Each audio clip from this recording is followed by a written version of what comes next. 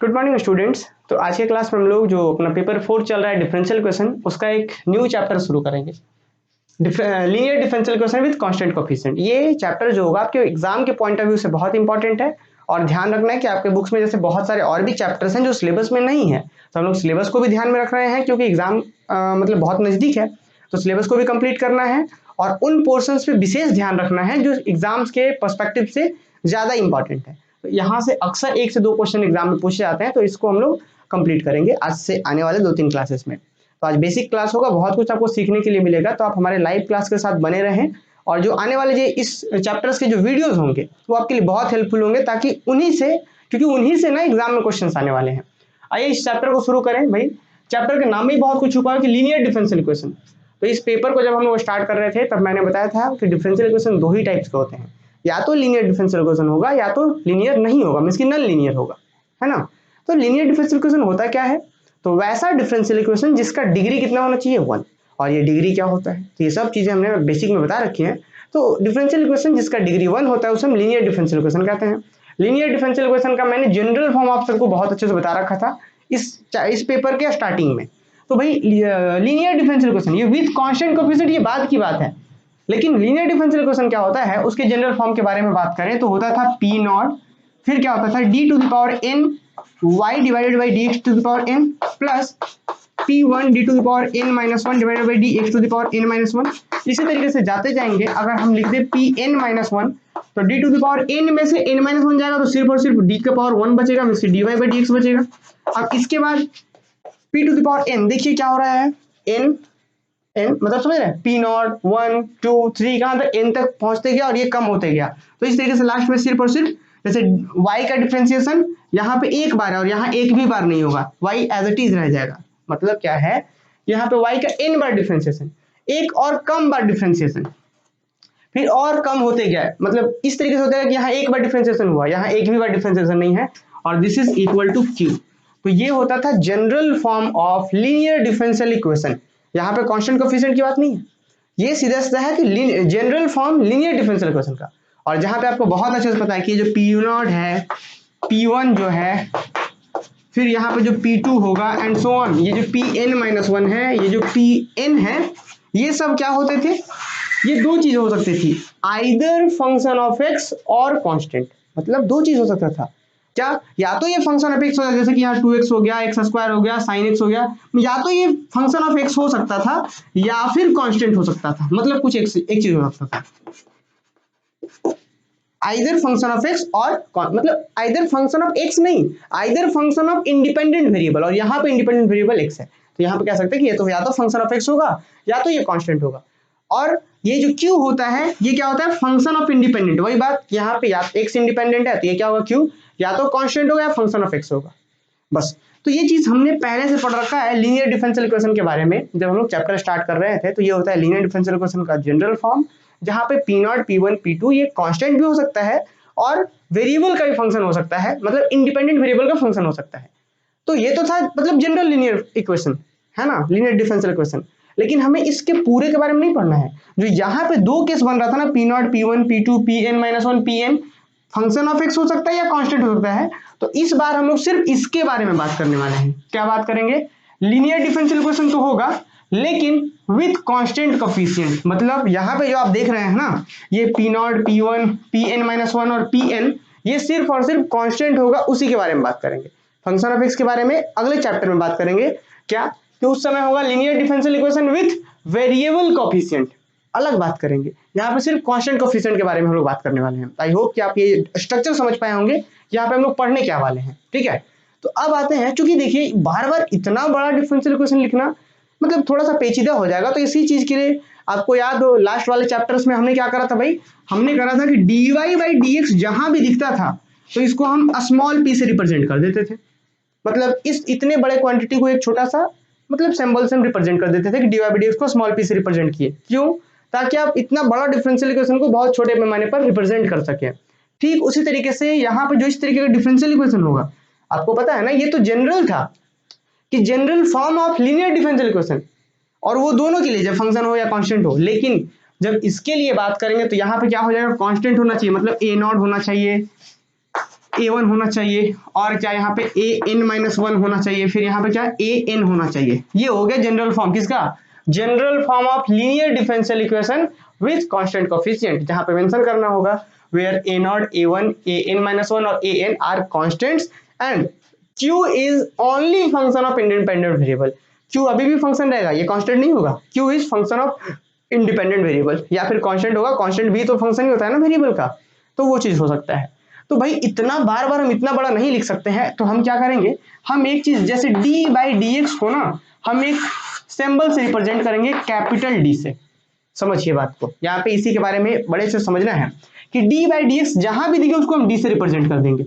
मतलब क्या हुआ कि जैसे कहीं पे लिखा हुआ है dy बाई डी एक्स, तो आपको पता है कि d बाई डी एक्स को हम कैपिटल D लिख सकते हैं और साथ में y।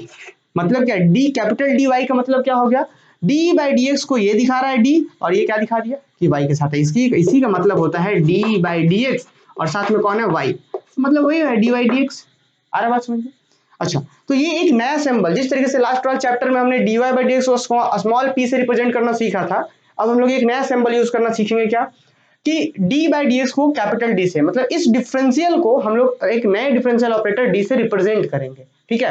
अच्छा, अब एक चीज और कि अगर कहीं पे डी स्क्वायर हो तो हम क्या करेंगे भाई, डी स्क्वायर मतलब दो बार डिफरेंशियल, मतलब d2 बाय dx2।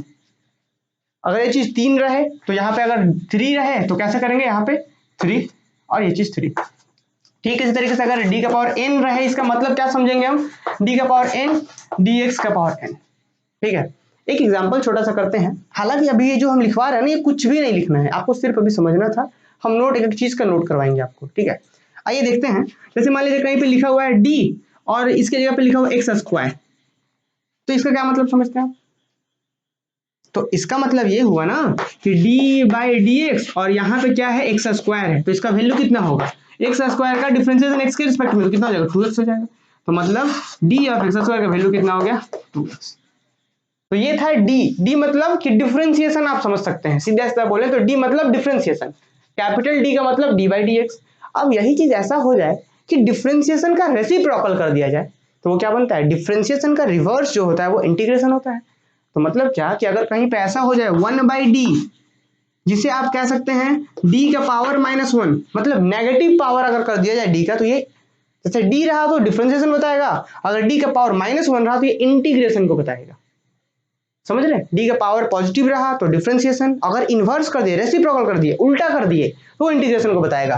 तो ये एक नया सिंबल है, आगे इसके बारे में लिखेंगे। तो अगर d का पावर -1 के साथ अगर x दे दिया जाए तो ये क्या रिप्रेजेंट करता है, x का इंटीग्रेशन किसके रिस्पेक्ट में, x के ही रिस्पेक्ट में, क्योंकि इसका मतलब तो d बाई डी एक्स होता था। तो ये चीज हो गया एक बार इंटीग्रेशन, है ना। अगर पावर में -2 रहे तो क्या करेंगे, 2 बार इंटीग्रेशन, मतलब जो इंटीग्रेशन में रिजल्ट आ रहा है फिर उसका इंटीग्रेशन, फिर अगर 3 रहता तो 3 बार इसका इंटीग्रेशन। क्लियर, ट्रिपल इंटीग्रल नहीं, 3 बार इंटीग्रेशन, ध्यान रखना है, डबल इंटीग्रल नहीं, 2 बार इंटीग्रेशन। क्या मतलब हुआ जरा समझते हैं। जैसे कि इसका सॉल्व करेंगे कितना आएगा, एक्स स्क्वायर बाई 2।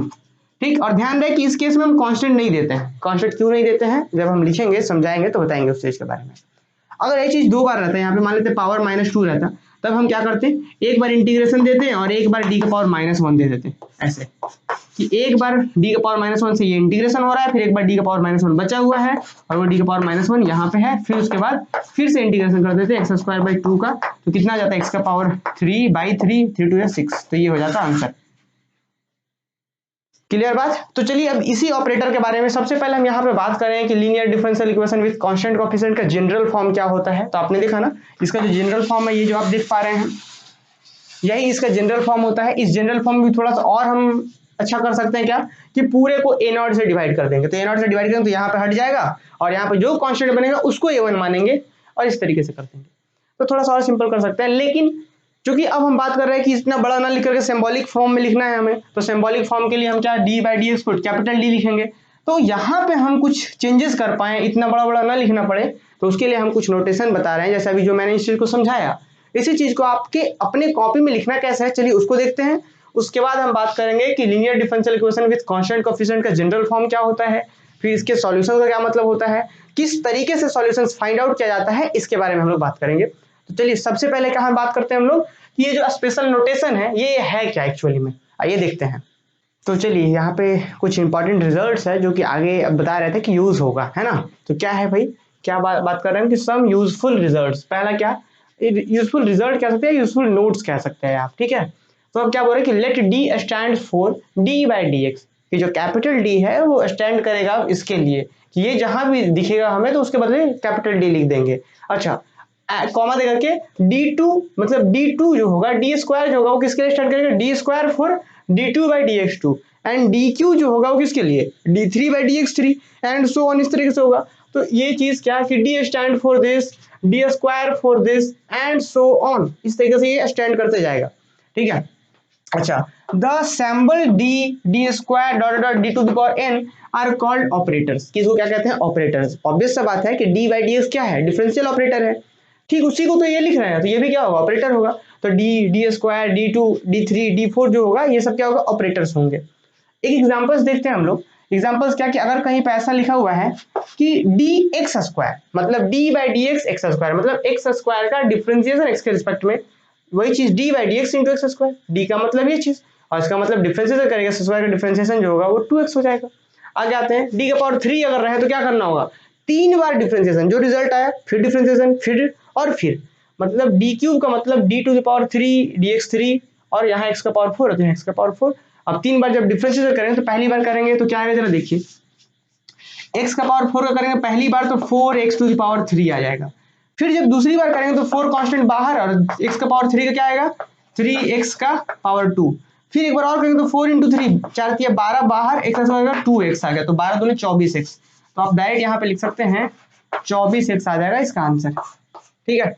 तो यहाँ पे अब ये चीज तो होगा कि हम इस तरीके से लिखेंगे नोटेशंस में। अब आगे बात करते हैं क्या कि the following results are valid for this operators. जैसे आपको पता है कि डिफरेंशिएशन जब आप क्लास 11 12 में पढ़ रहे थे तो आपको पता है कि डिफरेंशिएशन जो होता है ना, प्लस और माइनस के ऊपर अलग अलग बढ़ता है।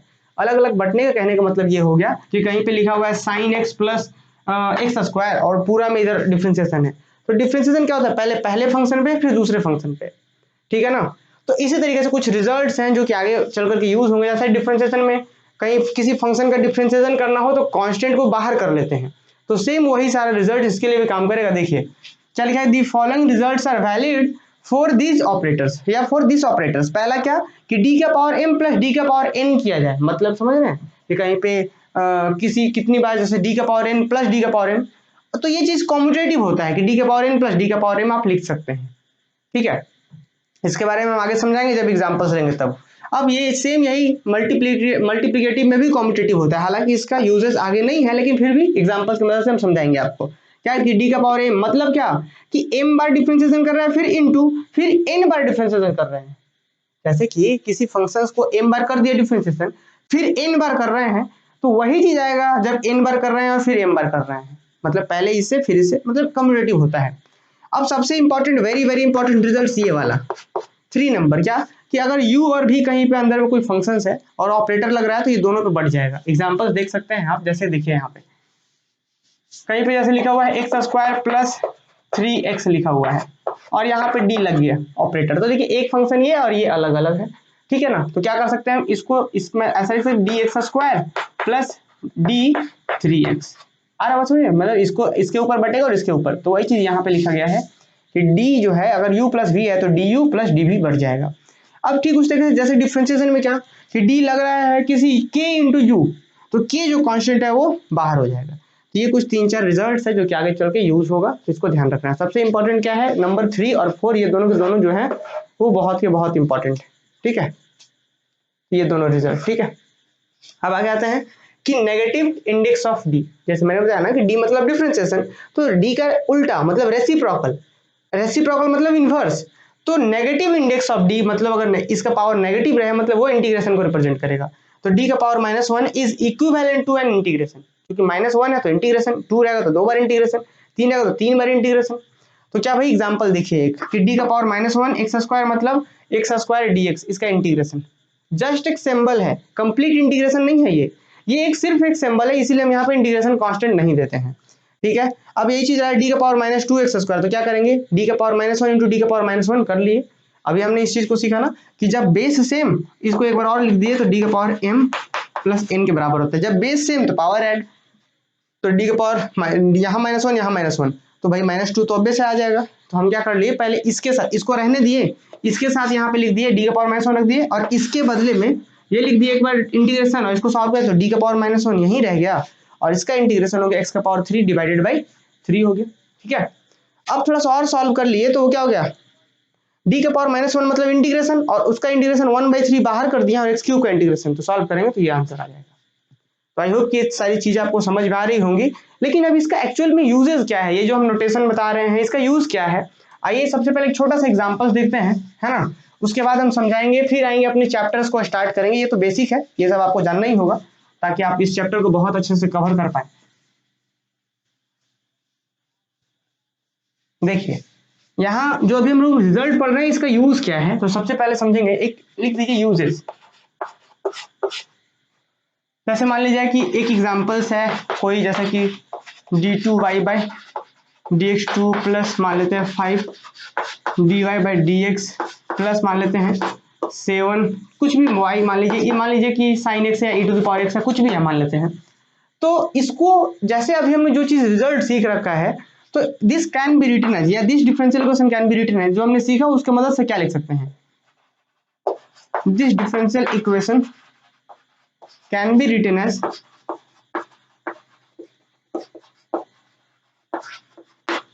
This differential equation can be written as क्या भाई, देखिए d2dx2 इंटू वाई, यही चीज है ना।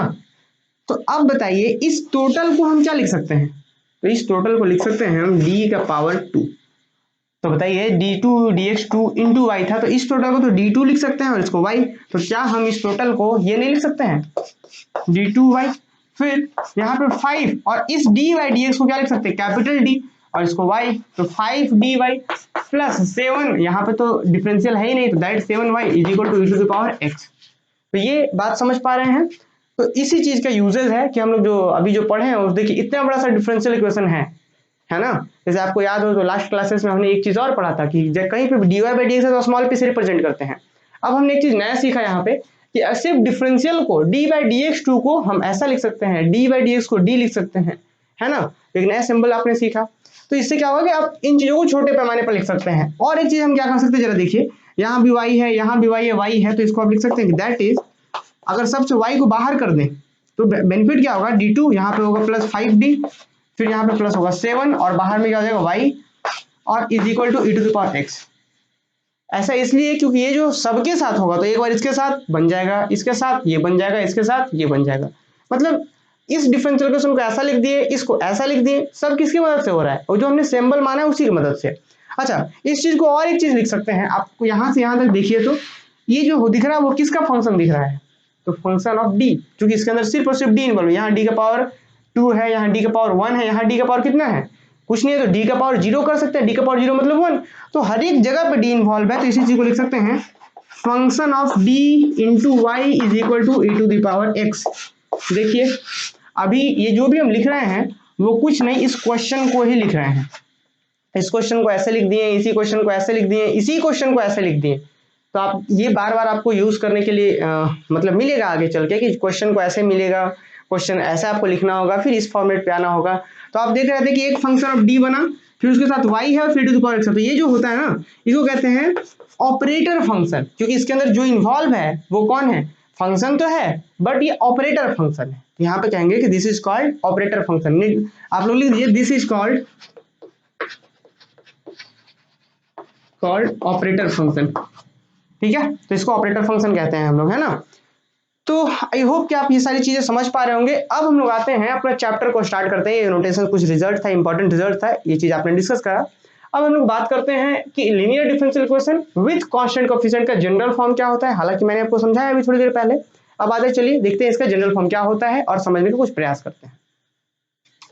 चलिए, तो हमने क्या रिजल्ट लिखा है आइए उसको देखते हैं। तो रिजल्ट जो हमारा है देखिए ध्यान से, हम ये इस चैप्टर को समझ सकते हैं आप कि यहीं से ये चैप्टर स्टार्ट हो रहा है, ठीक है। तो क्या हमने लिखा है कि a differential equation of the form, कि डिफरेंशियल इक्वेशन अगर कोई डिफरेंशियल इक्वेशन इस फॉर्म का होता है तो इसी डिफरेंशियल इक्वेशन को हम लोग कहते हैं कि linear differential equation with constant coefficient. तो क्या होता है ये फॉर्मेट क्या है देखिए कि d to the power ny divided by dx to the power n। इसका मतलब हो गया कि y का n बार डिफरेंशिएशन, फिर क्या A1, अगर आपको याद हो कि जो जनरल फॉर्म था लीनियर डिफरेंशियल इक्वेशन का, ये भी वही चीज है ना। बस क्या किया गया है कि जहां पे P1 होता था कांस्टेंट कर दिया गया है, जहां A0 होता था तो सबको A0 से डिवाइड कर दिया, तो ये यहाँ से 1 हो गया, बाकी जो बचा कांस्टेंट उसको A1 A2 लिख दिए हैं। तो क्या है भाई, d to the power n y dxn plus A1 into this plus A2 into d to the power n minus 2y by dx to the power n minus 2 plus कहाँ तक an y is equal to capital x, जहां पे capital x क्या होता है, सिर्फ function of x होगा, इसको रिलेशन 1 मानती है। ठीक है, तो ये जो differential equation is of the form, क्या अगर डिफरेंशियल इक्वेशन इस फॉर्म का हो, ये फॉर्मेट में क्या खास बात है कि सबका होल पावर 1 है, मतलब डिग्री 1 है, इस डिफरेंशियल इक्वेशन का डिग्री 1 है, लेकिन ऑर्डर n है और हर बार डिक्रीज हो रहा है, यहाँ n-1 n-2, इसके बारे में मैंने लास्ट क्लासेस में बहुत अच्छे से 2-3 चैप्टर जो हम लोग पढ़ रहे थे उधर मैंने डिस्कस करा है इसके बारे में। तो आइए, अच्छा मेंशन करना होगा कि where x is a function of x only and a1 a2 जो है वो क्या होगा, कांस्टेंट होगा, and a1 a2 an are constant. क्योंकि ये सारा कोफिशिएंट कांस्टेंट है ना, इसीलिए इसको कहते हैं linear differential equation with constant coefficient. ये बड़ा ध्यान रखना है। अब यही अगले चैप्टर्स में हम लोग पढ़ेंगे, जब वेरिएबल कोफिशिएंट होंगे तो linear differential equation with variable coefficient, तो आगे चेंज जाएगा, तो ध्यान रखना है।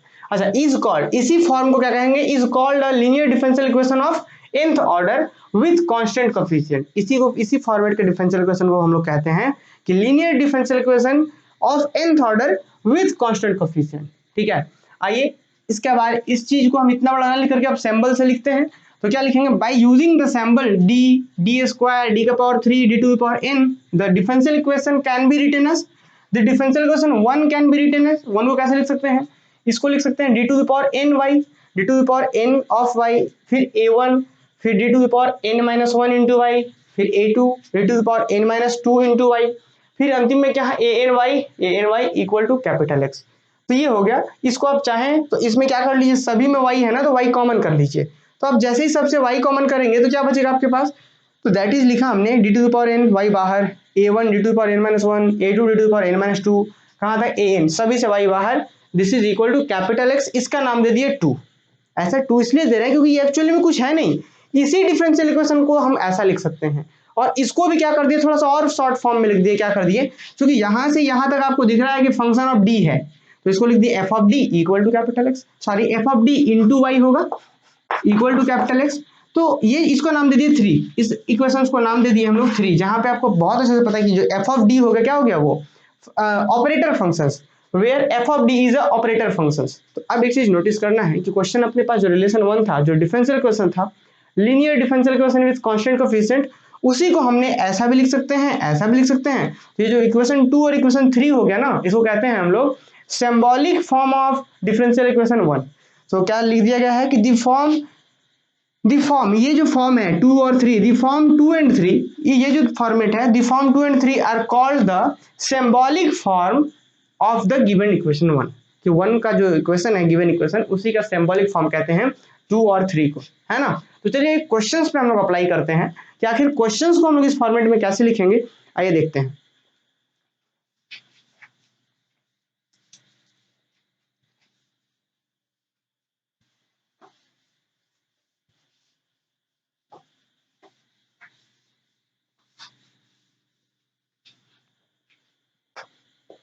ये क्वेश्चन है, देखिए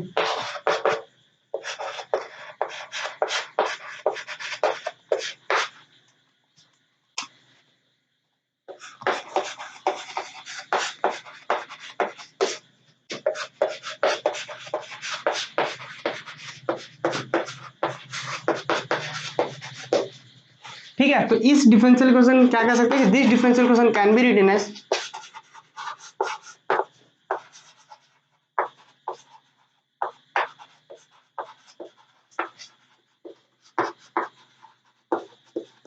कैन बी रिटन एज क्या, d का power 3 y plus 5 d to the power 2 y। ये उम्मीद है बात आप सभी लोग समझ पा रहे होंगे।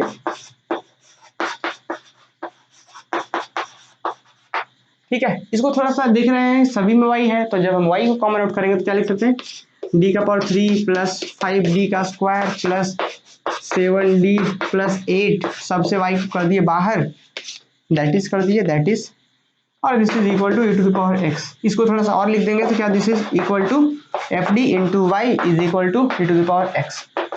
जहां पे आपको पता है कि एफ डी क्या है, operator functions where f d equal to यहां से यहां तक, तो ये हो गया अपना एफ डी। तो उम्मीद है ये बातें आप लोग समझ पा रहे होंगे। अब हम लोग आते हैं इसके सॉल्यूशंस के बारे में। अब ये बड़ा ही इंपॉर्टेंट है कि इस टाइप का जो डिफरेंशियल इक्वेशन होता है उसका सॉल्यूशंस क्या होता है ना, कि इस चीज के बारे में बहुत अच्छे से हम लोग ध्यान रखेंगे। तो चलिए इसके सॉल्यूशंस के बारे में हम लोग देखते हैं। देखिए, तो अपने पास एक क्वेश्चन है जो कि सेम वही फॉर्मेट में है जो अभी हम लोग देखा, हमने जो जिस चीज को देखा है, हमने क्या देखा कि linear differential equation with constant coefficient. तो ये भी एक लीनियर डिफरेंशियल इक्वेशन है और जिसका कोफिशिएंट क्या है, यहाँ 1, यहाँ पे 3, यहाँ पे +2, यहाँ पे -3, यहाँ पे +2। ये भी जो डिफरेंशियल इक्वेशन है वो कांस्टेंट कोफिशिएंट में है। तो सॉल्यूशंस का क्या मतलब होता है, इसको बड़े अच्छे से समझेंगे, इसको बहुत अच्छे से हम प्रयास करेंगे कि एकदम हर एक चीज़ों को आप सेपरेट करके समझ पाए, क्योंकि यहाँ पे बहुत सारे केसेस अराइज होंगे जब हम लोग प्रॉब्लम, जब एक्सरसाइजेस को सॉल्व करेंगे और आगे बढ़ेंगे। तो फिलहाल हम एक नॉर्मल सा डिफरेंशियल इक्वेशन ले लिए, क्या कि let us consider the differential equation this. अब किसी भी डिफरेंशियल इक्वेशन सॉल्यूशन का क्या मतलब होता है कि डिपेंडेंट वेरिएबल और इंडिपेंडेंट वेरिएबल के बीच एक ऐसा रिलेशन जो पूरे डिफरेंशियल इक्वेशन को सेटिस्फाई कर दे। तो यहाँ पे आप देख रहे हैं कि डिफरेंशियल इक्वेशन के आरएचएस में 0 है, तो मतलब एक चीज कह सकते हैं कि y और x के बीच, क्योंकि डिपेंडेंट और इंडिपेंडेंट यहाँ पे x और y है ना, डिपेंडेंट y और इंडिपेंडेंट x है, तो x और y के बीच एक ऐसा रिलेशन जो इस इक्वेशन को सेटिस्फाई कर दे। मतलब कह सकते हैं कि y का एक ऐसा वैल्यू होना चाहिए जिसको यहाँ 2 बार डिफरेंशिएट करें, फिर एक बार डिफरेंशिएट करके 3 से गुना करें, फिर घटा दें, फिर 2 से गुना करके ऐड कर दें, तो जो रिजल्ट है वो 0 आ जाना चाहिए, यही ना। तो हम क्या कहना चाह रहे हैं कि y का एक ऐसा वैल्यू जो इसको सेटिस्फाई कर दे वो इसका सॉल्यूशंस कहला जाएगा। ठीक है, तो सिर्फ हम सॉल्यूशंस के बारे में बात कर रहे हैं, फिर हम बहुत अच्छे से बात करेंगे कि यहाँ पे जो linear differential equation with constant coefficient है उसमें कंप्लीमेंट्री फंक्शंस क्या होता है, पर्टिकुलर इंटीग्रल क्या होता है, बड़े अच्छे से बात करेंगे। लेकिन फिलहाल अभी थोड़ी इसको हम समझते हैं कि इसका सॉल्यूशन का क्या मतलब हुआ, है ना। तो सबसे पहले अगर हम देखा जाए तो पुट करते हैं इसमें y equal to e to the power x किसके अंदर, इन RHS में तो 0 है, तो LHS में पुट करते हैं LHS ऑफ 1, कि 1 के LHS में अगर हम y की जगह पे e to the power x put करते हैं तो क्या पूरा 0 हो जा रहा है, और अगर पूरा 0 हो जाता है मतलब इधर भी 0 और इधर भी 0 हो गया, तो मतलब ये जो y equal to e to the power x है वो इसका सॉल्यूशन हो जाएगा। तो देखिए क्या होगा, LHS इज इक्वल टू क्या होगा, d2 डिवाइडेड बाई dx2, क्या y की जगह पे e to the power x -3 into d by d x, y की जगह पे क्या e to the power x plus 2 into y की जगह क्या e to the power x। इसको सॉल्व करते हैं तो e to the power x का 2 बार डिफरेंशिएशन कीजिए, चाहे 2 बार कीजिए चाहे 5 बार कीजिए, differentiation e to the power x का वही रहेगा। e to the power x का एक बार डिफरेंशिएशन किए तो e to the power x आ गया, फिर से एक बार और डिफरेंशिएशन करेंगे e to the power x का, तो e to the power x ही हो जाएगा। फिर -3 रहने दीजिए, कांस्टेंट है, फिर e to the power x का एक बार डिफरेंशिएशन तो e to the power x ही होगा, फिर plus 2 e to the power x। तो देखिए तो यहाँ पे +1 है और इधर का +2 है, तो 3 e to the power x और यहाँ -3 e to the power x, 0 हो जाएगा ना कट के। तो देखा आपने कि LHS हम ये जब पुट कर रहे हैं LHS के अंदर तो 0 आ जा रहा है LHS, मतलब क्या कि LHS 0 RHS 0 सेटिस्फाई कर गया, कौन, ये चीज। तो देयरफॉर कह सकते हैं, therefore y equal to e to the power x is a solution, is a solution of क्या, सॉल्यूशन ऑफ रिलेशन नंबर 1, कि ये 1 का एक सॉल्यूशन हो गया। अगेन पुट, अब चलिए एक बार और पुट करके देखते हैं, again put y is equal to e to the power 2x in LHS, कोई LHS ऑफ 1, कि अब ना जैसे पहली बार हमने पुट करा y equal to e to the power x और देखें कि भाई ये तो सॉल्यूशन निकला, दूसरा पुट करके देखते हैं y equal to e to the power 2x put करके देखते हैं, अच्छा ये भी एक सॉल्यूशन है क्या, आइए चेक करते हैं। तो क्या होगा जरा देखिए, तो LHS इक्वल टू क्या होगा, यहाँ पे LHS इक्वल टू जो होगा d2 dx2 फिर e to the power x -3 into d by e to the power x नहीं e to the power 2x, e to the power 2x plus 2 into e to the power 2x। ठीक है, इसको solve करिए, जब आप इसका एक बार डिफरेंशिएशन करेंगे आपको पता है कि e to the power 2x का जब एक बार डिफरेंशिएशन करेंगे तो कितना आएगा, तो 2, मतलब आपको पता है e to the power x का e to the power 2x का वही, फिर 2x का डिफरेंशिएशन 2, तो फिर 2 बाहर हो जाएगा। ये तो आपको पता है ना चेन रूल के अकॉर्डिंग, क्या अगर कहीं पे है e to the power 2x है तो क्या e to the power 2x का differentiation e to the power 2x ही रह जाएगा, लेकिन चेन रूल के अकॉर्डिंग 2x का डिफरेंशिएशन 2 होगा जो कि मल्टीप्लाई में होगा तो वो 2 आगे, और फिर इसका एक बार और डिफरेंशिएशन करेंगे तो ये 2 कांस्टेंट बाहर, और इसका डिफरेंशिएशन करेंगे तो फिर e to the power 2x और एक 2 फिर से आ गया, तो कितना हो जाएगा 2, मतलब 2 2 4 हो गया। तो हम कह सकते हैं कि डायरेक्ट अगर आपने डिफरेंशिएशन करा इसका तो कितना आ जाएगा 4 e to the power 2x minus इसका करेंगे तो 3 बाहर, और एक बार डिफरेंशिएशन करना है तो 2 बाहर, 2 e to the power 2x plus यहाँ पे कितना हो जाएगा, तो एज इट इज रहेगा 2 e to the power 2x। तो अब देखिए 4 और 2 6 e to the power 2x, 4 e to the power 2x यहाँ पे है, 2 यहाँ पे है, तो 4 2 6 e to the power 2x, और यहाँ पे 3 2 6 यहाँ माइनस में है। फाइनली ये भी क्या आ गया, तो ये भी 0 आ गया। तो हम कह सकते हैं कि therefore y equal to e to the power 2x is also a solution of differential equation 1, also differential equation 1। मतलब ये भी एक सॉल्यूशंस हो गया, यहाँ पे देखिए ये भी एक सॉल्यूशंस हो गया और ये भी एक सॉल्यूशंस हो गया। तो इससे बेनिफिट क्या हुआ कि हमने एक डिफरेंशियल इक्वेशन था जो कि लीनियर डिफरेंशियल इक्वेशन था कांस्टेंट कोफिशिएंट में, इसका हमने दो सॉल्यूशंस निकाले, और दोनों सॉल्यूशंस पता है इंडिपेंडेंट सॉल्यूशंस है। इंडिपेंडेंट का क्या मतलब होता है, जैसे कि इंडिपेंडेंट का मतलब होता है कि दोनों एक दूसरे पर डिपेंड नहीं कर रहा है, ठीक है, एक अगर इधर है तो दूसरा इधर है। डिपेंड कब करता है और इंडिपेंडेंट कब होता है, थोड़ा सा समझते हैं इसको। जैसे कि हम एक नंबर लिख दिए 2, ठीक है, एक नंबर लिख दिए 2 और दूसरा नंबर लिख दिए 4, तो आपको पता है ये ना इसके ऊपर डिपेंड कर रहा है, ये जो है 4 जो है 2 के ऊपर डिपेंड कर रहा है। कैसे, 4 जो है इसके ऊपर डिपेंड कर रहा है, मतलब 4 को 2 से बनाया जा सकता है, 2 इंटू जब 2 के साथ 2 का मल्टीप्लाई करेंगे तो 4 बना सकते हैं। तो मतलब यहाँ पे जो 4 लिखा गया था वो इसके ऊपर डिपेंड कर रहा था। क्या ये बात समझ पाए? अच्छा, ये डिपेंडेंट होता है कि एक से अगर उसको बना सकते हैं तो आप डिपेंडेंट कहलाता है। जैसे कि एक चीज बोल दिया गया 2 और 4 डिपेंडेंट है कि इंडिपेंडेंट है, तो भाई ये दोनों डिपेंड कर रहे हैं, इसको इससे बना सकते हैं हम लोग, है ना, और उल्टा इसको इससे ही बना सकते हैं तो डिपेंडेंट है। और डिपेंडेंट का एक कॉन्सेप्ट और भी होता है क्या, कि अगर उन दोनों को आप डिवाइड कर रहे हैं आपस में तो वो एक कांस्टेंट आ जाना चाहिए। जैसे कि हम बोल रहे थे कि 4 जो है वो 2 पे डिपेंड कर रहा है, तो 4 को जब आप 2 से डिवाइड करेंगे तो एक कांस्टेंट आना चाहिए। 4 को जब 2 से डिवाइड करेंगे तो कितना आएगा, कांस्टेंट ही आएगा, है ना। तो ये तो हालांकि नंबर के कॉन्सेप्ट में होगा कि डिपेंड और इंडिपेंडेंट कब होता है, लेकिन जब फंक्शंस के केस में बात हो कि एक सॉल्यूशंस ये है, दूसरा solutions e to the power यहाँ पे 2x है, दूसरा सॉल्यूशंस ये है, तो ये दोनों सॉल्यूशंस इंडिपेंडेंट कब कहलाएगा, जब आप क्या कर लीजिए, इन दोनों को डिवाइड कीजिए। जरा देखिए कैसे, पहला सॉल्यूशन क्या है, y equal to e to the power x है, दूसरा क्या है y equal to e to the power 2x है। तो क्या कर लीजिए, मान लेते ये पहला दूसरा, तो इसको जैसे ही डिवाइड किया आपने, डिपेंड दोनों तो तब करेगा ना जब एक दूसरे से दोनों को बनाया जा सकता है। इंडिपेंडेंट कब होता है कि जब आपने क्या करा, डिवाइड करा, इसको मान लिया y1, इसको मान लिया y2, तो जब आपने पहले वाले को दूसरे से डिवाइड करा तो क्या आया होगा, e to the power x divided by e to the power 2x, यही आया होगा ना। और e to the power 2x को पता है आप क्या लिख सकते हैं, e to the power x into e to the power x, add कीजिए तो 2x प्लस x 2x हो जाएगा, तो एक तो कैंसिल हो गया, फाइनल कितना आ गया 1 by two the power x, जो कि कांस्टेंट के बराबर नहीं है। तो कहीं पे भी अगर दो फंक्शन आपस में डिवाइड किए गए, y1 डिवाइडेड बाई दोनों फंक्शन आपस में डिवाइड किए गए, और अगर वो कांस्टेंट के बराबर आ जाए, दोनों को डिवाइड करने के बाद कांस्टेंट के बराबर आ जाए कि 1 2 या 3, कुछ भी 1/2 1/3 कुछ भी आ जाए, कांस्टेंट आ गया तो कहेंगे दोनों डिपेंडेंट है। और अगर कांस्टेंट नहीं आता है तो क्या कहेंगे कि वो दोनों इंडिपेंडेंट है, मतलब दोनों के बीच कोई रिलेशन नहीं है, दोनों इंडिपेंडेंट है। तो आपने देखा यहाँ पे कि एक जो सॉल्यूशंस अपने पास ये सॉल्यूशंस था और दूसरा जो सॉल्यूशन था, इन दोनों को जैसे ही डिवाइड कर रहे हैं तो जो रिजल्ट आ रहा है 1 by e to the power x आ रहा है। तो इसका मतलब हम सिर्फ कह सकते हैं कि जो सॉल्यूशंस हुआ पहला और दूसरा, ये दोनों इंडिपेंडेंट है। क्यों इंडिपेंडेंट है, क्योंकि डिवाइड करने के बाद फंक्शन ऑफ x आया है, कोई फंक्शन आया है, कांस्टेंट नहीं आया है, तो इसीलिए ये दोनों इंडिपेंडेंट सॉल्यूशंस हो गए। तो हम लोग यहाँ पे एक लास्ट में क्या लाइन लिखेंगे, जरा देखिए ध्यान से, कि अपने पास एक डिफरेंशियल इक्वेशन था इस तरीके का और इसके दो सॉल्यूशंस निकाला, हमने निकाले, इसके और भी सॉल्यूशंस आप निकाल सकते हैं, आगे सीखेंगे हम लोग कैसे इसके सॉल्यूशंस निकाले जाते हैं। ये तो हम सीधा सीधा बेसिक है तो हम देखकर बता पाए कि ये इसको सेटिस्फाई करेगा, ये सेटिस्फाई करेगा तो लिख दिए, लेकिन हम मेनली ये समझाना चाह रहे हैं आपको कि जो दो सॉल्यूशंस है वो इंडिपेंडेंट है। इंडिपेंडेंट सॉल्यूशन क्या होता है ये समझाना चाह रहे हैं। तो दोनों डिवाइड किए, फंक्शन आ गया किसी का तो वो इंडिपेंडेंट हो गया।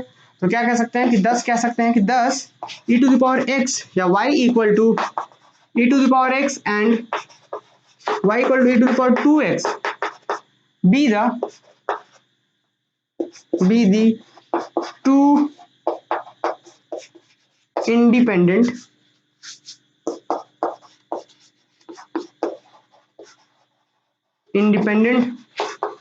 Solution of one. कि वन जो क्वेश्चन था अपना, ये इस क्वेश्चन के दो इंडिपेंडेंट सॉल्यूशंस अपने पास मिल गए। 2 डिग्री का था तो 2 इंडिपेंडेंट सॉल्यूशंस निकालेंगे। एक चीज बड़े अच्छे से समझना है, इंडिपेंडेंट सॉल्यूशंस जो होता है क्या उसको आप जनरल सॉल्यूशंस कह सकते हैं क्या? देखिए अब ये जनरल सॉल्यूशन है, सिंगुलर सॉल्यूशन है, हमें नहीं पता कौन सा सॉल्यूशन, लेकिन सॉल्यूशन है, ठीक है ना। सॉल्यूशन है सिर्फ इतना पता है क्योंकि सेटिस्फाई कर रहा है, मतलब दोनों साइड को बराबर कर दे रहा है, तो सॉल्यूशन है। जनरल सॉल्यूशंस है या सिंगुलर सॉल्यूशंस है हमें नहीं पता, लेकिन हाँ इतना जरूर कह सकते हैं कि ये जनरल सॉल्यूशन नहीं है, क्योंकि जनरल सॉल्यूशंस का मतलब ये होता है, अगर आपको याद हो तो लास्ट क्लासेस में देखा था, प्रीवियस क्लासेस में, कि जनरल सॉल्यूशंस का मतलब होता है कि जितना जितना डिफरेंशियल इक्वेशन का ऑर्डर उतना नंबर ऑफ कांस्टेंट होना चाहिए। तो ऑर्डर 2 है तो क्या इसके अंदर 2 कांस्टेंट है क्या? यहाँ तो एक भी कांस्टेंट नहीं है, तो ये सॉल्यूशन हो सकता है, सॉल्यूशन है लेकिन जनरल सॉल्यूशन नहीं है, और जनरल सॉल्यूशन को हम लोग कहते हैं कंप्लीट सॉल्यूशंस, ठीक है। तो क्या हो गया, ये जनरल सॉल्यूशन नहीं हुआ। ठीक उस तरीके से ये भी जनरल सॉल्यूशन नहीं है, ये दोनों के दोनों इंडिपेंडेंट सॉल्यूशन है।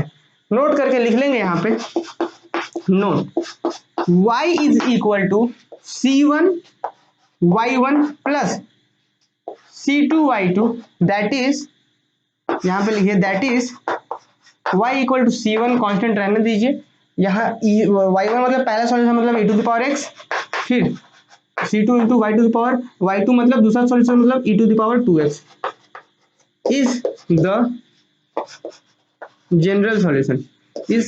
general solution of 1। अब आपके मन में एक क्वेश्चन आ रहा होगा कि हमने इस डिफरेंशियल इक्वेशन के 2 इंडिपेंडेंट सॉल्यूशंस फाइंड करे और उस 2 इंडिपेंडेंट सॉल्यूशंस को ऐड कर दिए कांस्टेंट से मल्टीप्लाई करके।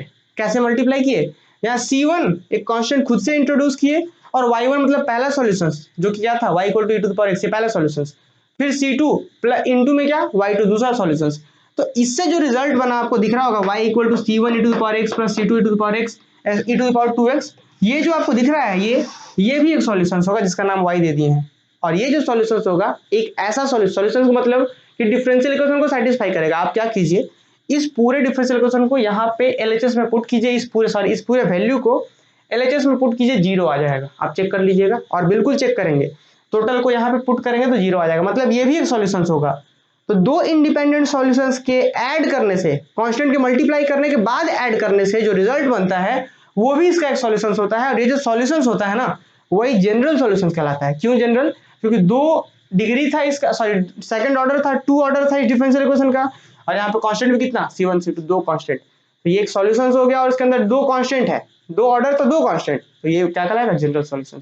तो मैं बेसिकली यहाँ पे सिर्फ इतना समझाना चाह रहा था कि अगर डिफरेंशियल इक्वेशन का ऑर्डर 2 है तो इसको क्या करा हमने, इसके लिए करा 2 इंडिपेंडेंट सॉल्यूशन फाइंड किए और उस 2 इंडिपेंडेंट सॉल्यूशन से हम एक नया सॉल्यूशन बना दिए इस तरीके का, और यही चीज कहलाता है जनरल सॉल्यूशन। आपके मन में क्वेश्चन आ रहा होगा कि अच्छा ये कैसे हो गया, तो हम एक अगले क्लास में एक थ्योरम्स प्रूफ करवाएंगे कि अगर किसी भी डिफरेंशियल इक्वेशन, जो हमने जनरल फॉर्म पढ़ा था ना, जो अभी हमने पढ़ा कि general form d to the power n, या फिर हम जो शॉर्ट फॉर्म में लिख रहे थे f of d into y equal to 0 sorry equal to capital x, तो इस डिफरेंशियल इक्वेशन के हम मान के चलेंगे चूंकि ऑर्डर n है तो इसका इंडिपेंडेंट सॉल्यूशंस हम मान के चलेंगे कि इसके n इंडिपेंडेंट सॉल्यूशंस है, और फिर उसके बाद हम प्रूफ करेंगे कि सारे इंडिपेंडेंट सॉल्यूशंस में अगर c1 कांस्टेंट से मल्टीप्लाई करें जो रिजल्ट आएगा वो भी एक सॉल्यूशन होगा। मतलब हम समझाना ये चाह रहे हैं, जरा देखिए। जैसे कि हम ये कह दें कि मान लेते हैं कि अपने पास function of d into y equal to 0 है जिसका ऑर्डर कितना है, मान लेते हैं ऑर्डर n है।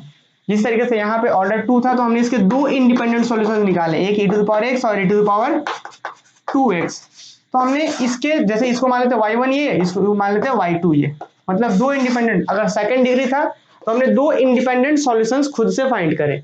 और इंडिपेंडेंट सॉल्यूशंस कैसे फाइंड किया जाता है इसके बारे में आगे सिखाएंगे। तो हम अभी सिर्फ इतना सिखा रहे हैं कि 2 ऑर्डर था तो 2 इंडिपेंडेंट सॉल्यूशंस फाइंड किए, और इस दोनों के ऐड करने से मतलब c1 y1 प्लस c2 y2 से जो बन रहा है, क्या बन रहा है, जो भी रिजल्ट बने उसका y दे दिया, और ये जो रिजल्ट होगा ये भी इसका एक सॉल्यूशन होगा, और इस सॉल्यूशन को कहते हैं जनरल सॉल्यूशन। तो अगले क्लास में थ्योरम्स करेंगे हम लोग कि आखिर ये कैसे सॉल्यूशन हो गया, है ना, ये सॉल्यूशन बना कैसे। तो हम मान के चलेंगे कि एक f of d into y equal to x क्या है, एक मान लेते हैं ये डिफरेंशियल इक्वेशन है, ठीक है, इसको 0 ही लेकर चलते हैं कि डिफरेंशियल इक्वेशन है, और हम मान लेते हैं इसका ऑर्डर n है, तो ऑर्डर n तो इसका y1 y2 कहाँ तक yn इंडिपेंडेंट सॉल्यूशंस फाइंड करेंगे और सबके साथ मल्टीप्लाई करेंगे कांस्टेंट का c1 y1 c2 y2 plus कहाँ तक CNYN, ये जो रिजल्ट बनेगा जिसको हम नाम दे देंगे y, ये इस क्वेश्चंस का जनरल सॉल्यूशंस होगा। ये चीज अगले क्लासेस में हम लोग प्रूव करेंगे। तो आई होप ये चीज आपको समझ में आई होंगी, और अगर कहीं पे प्रॉब्लम हो रहा है तो बिल्कुल टेंशन नहीं लेना है। जब हम लोग क्वेश्चंस करेंगे ना तो ज्यादा अच्छे से आप समझ पाएंगे चीजों को। ठीक है, तो आज की क्लास में बस इतना ही रहने देते हैं और अगले क्लासेस में हम लोग देखेंगे।